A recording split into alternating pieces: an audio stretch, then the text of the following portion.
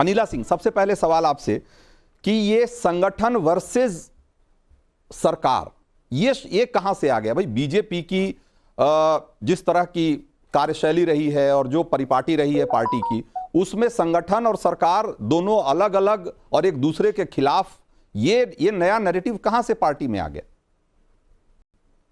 मेरी सबको राम राम। और असत्य को पता नहीं है जीत का मंत्र, इसलिए दिन भर करता रहता है षड्यंत्र। विपक्ष जो है, शायद उनको इस प्रकार की कोई उनकी दुखती नब्ज है कि वो सत्ता में नहीं आ पाए, तो हर छठे महीने एक षड्यंत्र चालू हो जाता है। अरे संगठन और योगी आदित्यनाथ जी के बीच में कुछ गड़बड़ चल रही है, अरे योगी आदित्यनाथ जी और उनके उप मुख्यमंत्रियों के बीच में कुछ गड़बड़ चल रही है, अरे योगी आदित्यनाथ जी और अमित शाह जी के बीच में कुछ गड़बड़ चल रही है। आप हर छठे महीने आप ये देख लीजिए, 2017 से जो ये कार्यक्रम चालू हुआ है वो अब तक चालू। जहां तक मैं बात करती हूँ उत्तर प्रदेश की सरकार की, उत्तर प्रदेश की सरकार अपना कार्य कर रही है, बहुत अच्छी तरीके से कार्य कर रही है। अगर मैं संगठन की बात करती हूँ तो उत्तर प्रदेश का संगठन मजबूत था, मजबूत है और मजबूत रहेगा, ये हम अच्छी तरीके से जानते हैं। संगठन अगर मजबूत है तभी आप सत्ता में आ सकते हैं, और अगर आप सत्ता में हैं तो उससे आपके संगठन को भी मजबूती मिलती है, और ये भारतीय जनता पार्टी का एक एक कार्यकर्ता बखूबी समझता है। हाँ, तो जब समझता ही है अनिला सिंह, जब समझता ही है तो इसको केशव मौर्य बार बार क्यों इस तरीके से उठा रहे हैं कि जैसे संगठन अलग है और सरकार अलग है, और संगठन जो है वो सरकार से बड़ा है? भाई ये बहुत सारी बातें अंडरस्टूड है, सब लोग समझते हैं कि संगठन और सरकार के बीच में किस तरह का तालमेल और कैसे काम होता है ना? बहुत सारे लोग जो पॉलिटिक्स की थोड़ी भी समझ रखते हैं उनको इस बात का अंदाजा है, लेकिन ये बार बार क्यों कह रहे हैं केशव प्रसाद मौर्य कि संगठन बड़ा है, इस बात को याद रखना है? तो भाई कुछ तो चल रहा है ना वहां। देखिए, मैं बात अपनी पूरी करना चाह रही थी।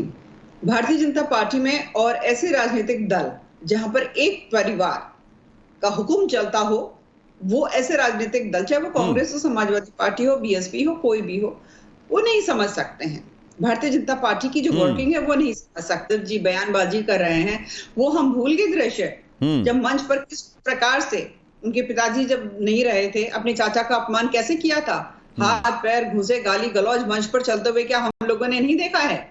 और जहां तक आप केशव प्रसाद जी मौर्य के बयान के बारे में आप कह रहे हैं, मैं ये कहूंगी कि भाई एक चीज बताइए, ठीक है, लोकसभा के चुनाव में उत्तर प्रदेश ने उतना अच्छा प्रदर्शन नहीं किया जिसकी हमें अपेक्षा थी, तो जो एक एक कार्यकर्ता है जो हमारे संगठन से जुड़ा हुआ है, उसको एनर्जाइज करने की आवश्यकता है कि नहीं है? ये 2024 का चुनाव कोई फुल स्टॉप तो है नहीं, ठीक कॉमा है, हो सकता है। तो मतलब ये ऐसे आप ये कह रही हैं कि जो केशव प्रसाद मौर्य कह रहे हैं वो बेसिकली अपने संगठन को एनर्जाइज करने की कोशिश कर रहे हैं, लेकिन वो खुद सरकार में हैं और संगठन को एनर्जाइज करने की कोशिश कर रहे हैं, ये भी एक बात है, और उसको इस तरीके से पेश कर रहे हैं जैसे संगठन और सरकार अलग अलग चीज है। मैं इस सवाल पे फिर से आऊंगा आपके पास, लेकिन जरा एक बार मैं राजकुमार भाटी का रुख करूंगा। राजकुमार भाटी जी, ऐसा लग रहा है कि जैसे कि बीजेपी में फूट की अभी मतलब एक आहट भर से आप लोगों की बाछें खिलाई है, मौका टाइप का मामला हो गया है समाजवादी पार्टी के लिए। आज अखिलेश यादव कह रहे हैं कि भाई इनके यहां तो कुर्सी को लेकर मारामारी मची हुई है, तो आपकी अब ये उम्मीदें दिख रही है कि मतलब अगर इनके बीच अगर कुछ फूट दिख गई तो आपके लिए आपको उम्मीद दिखाई दे रही है उसकी?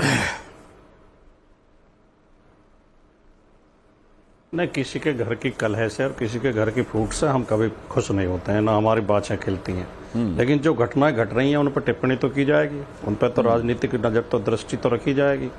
अब जो अनिला सिंह जी कह रही हैं, देखिए हम तो दर्शक हैं, हम तो देख रहे हैं, तटस्थ होकर देख रहे हैं, जो परिणाम होना होगा वो आपको भी पता चल जाएगा, हमें भी पता चल जाएगा। लेकिन अनिला जी, मुझे ऐसा लगता है कि हमारे बहाने से आपके ऊपर निशाना साध रही हैं, मीडिया के ऊपर।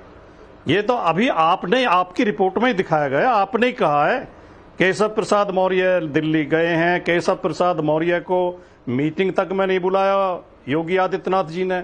जो केशव प्रसाद मौर्य 2 दिन पहले कह रहे थे संगठन सर्वोपरि होता है, उस संगठन के किसी आदमी की जिम्मेदारी नहीं लगाएगी उपचुनाव के लिए, तो योगी जी ने तो सिद्ध कर दिया कि सरकार सर्वोपरि होती है।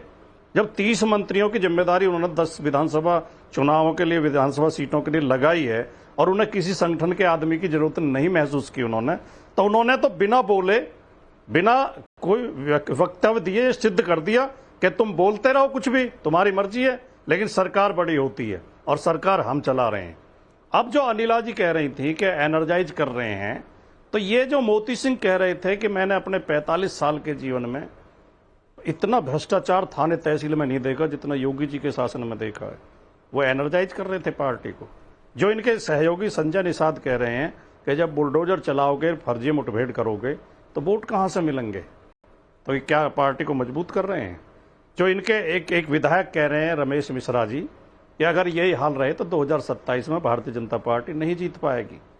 और इनके अनेक बयान, इनके कई तो जो समीक्षाएं हुई हैं, जो इनके प्रत्याशी हारे हैं, वो खुलेआम मीडिया के सामने कह रहे हैं कि गद्दारों की वजह से और जयचंदों की वजह से हम हारे हैं। तो कितने गद्दार और कितने जयचंद पार्टी में भरे हुए हैं। सच्चाई ये है कि ये पार्टी जो पार्टी विद डिफरेंस अपने आप को कहती थी, ये पार्टी विद डिफरेंसेज हो गई है। इस पार्टी में सबके बीच में डिफरेंस है। अमित शाह जी और योगी जी के बीच में डिफरेंस है, योगी जी और केशव प्रसाद मौर्य के बीच में डिफरेंस, राजकुमार भाटी, सामाजिक डिफरेंस भी हैं। अलग अलग लॉबी बनी हुई है, उस पार्टी से आप खुद उस पार्टी को की नुमाइंदगी कर रहे हैं आज, जिस पार्टी में एक वक्त था कि जब आपकी सरकार थी तो लोग कहते थे कि 4.5 सीएम हैं, और फिर बाद में वो 5 सीएम में तब्दील हो गए थे। तो भाई जिसमें पता नहीं लगता था कि सरकार कौन चला रहा है और किसके हाथ में असली ताकत है। भाई इस तरह के सिचुएशन आपकी पार्टी में भी रही है ना।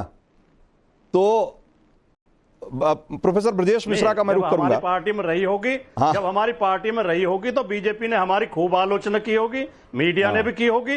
वर्तमान में भारतीय जनता पार्टी की जो दिक्कत है, आलोचना उसकी होनी चाहिए। अगर ये कह के आपको संतुष्टि मिलती है कि इतिहास में तो कभी इनमें भी रही थी, तो हमें तो उसमें भी कोई दिक्कत नहीं है। आपको जैसे खुशी मिलती हो और अनिला जी को खुशी मिलती हो, अगर हमारे पुराने विवाद याद करके आपको खुशी मिलती है तो उन्हें याद कर लीजिए। लेकिन वर्तमान में तो नहीं वो संदर्भ पे जा रहे हैं। नहीं मतलब ये जरूरी होता है ना कि पॉलिटिक्स में जो ना वो संदर्भों को जोड़ते चलना चाहिए ताकि जनता को पता रहे कि जब कलह और सियासी फूट की बात की जाती है तो जो लोग आज सवाल उठा रहे हैं उनका भी अपना एक इतिहास रहा है।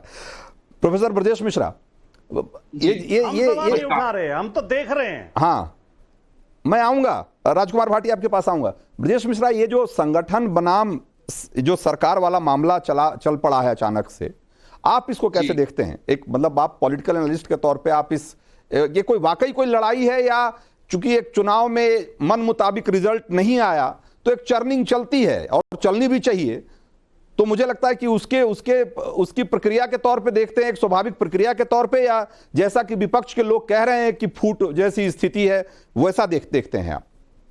देखिए, जो भी सत्ताधारी दल रहे हैं, वो चाहे संघ में हो, चाहे उत्तर प्रदेश के राज्य में या किसी अन्य राज्य में रहे हों, अगर मनोवांछित परिणाम नहीं आते हैं तो उसकी समीक्षा सभी राजनीतिक दल करते हैं। ये राजनीतिक परंपरा है देश की, और क्यों ना करें। जो लोग जनता का प्रतिनिधित्व कर रहे थे, अगर उनको उतनी वांछित सीटें नहीं मिली हैं तो वो समीक्षा करते हैं। ये एक रूटीन एक्सरसाइज होती है। और